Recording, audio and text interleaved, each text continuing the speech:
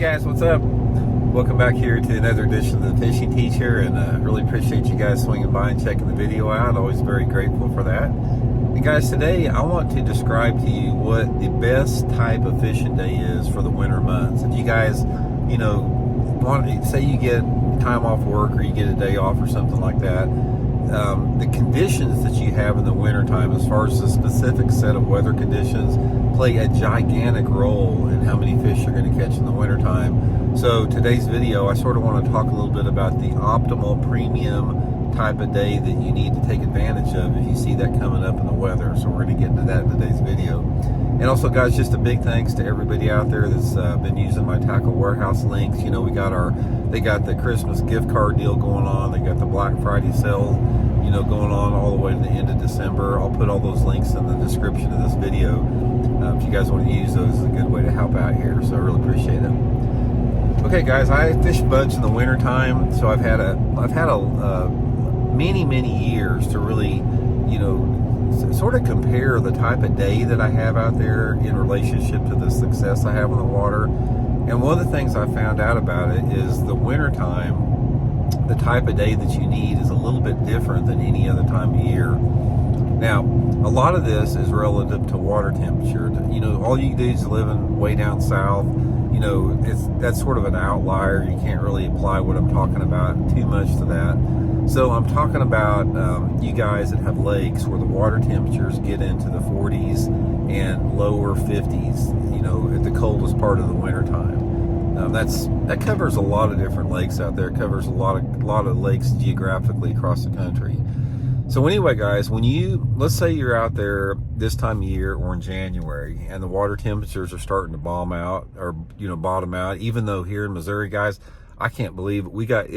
It's Christmas is a couple weeks away and we've got, water temperatures in the mid 50s here. I've never seen anything like it. So it's going to be relative to your part of the country, but regardless, once you get down to, within 5 degrees of the coldest water that you have of the year, this is the type of day that you need to look for. Number one, you don't want a unseasonably warm day. If you look at the weather and say, oh man, it's supposed to be 10 or 15 degrees above normal, I want to go fishing, don't expect to catch much, guys. That, to me, if there's one thing that will affect you negatively in the wintertime, is those abnormally warm days.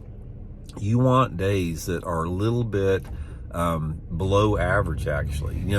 Average to just a little bit below average. Now, coupled with that, you have to have some other conditions with it. Coupled with the fact that the air temperature is about normal or just a little bit above normal, a little bit below normal, you need some type of at least a 60 to 70% cloud coverage. And my favorite type of clouds, guys, if you know what those cirrus clouds are, those wispy looking clouds out there, if you get a day where it's like 75% cloudy with those little wispy cirrus clouds out there, there's something about the light intensity that those clouds create in the wintertime.